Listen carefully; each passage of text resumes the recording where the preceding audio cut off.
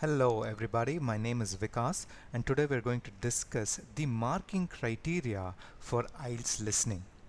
Now you will basically be marked on lexical resources and that's pretty much it, which means you will be scored on the number of correct answers.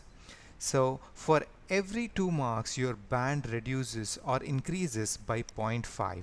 So if you get about 39 to 40 questions correctly, you will be under the band 9. If you gotten 37 to 38 questions correctly, you will be in band 8.5, and 35 to 36 correct answers will fetch you a band 8, and so on. Now keep in mind that you will not lose any points for incorrect answers, so make it a point that you answer all the questions. The following videos will contain tips and tricks that will help you score a band 9 for sure. So stay tuned. Thank you.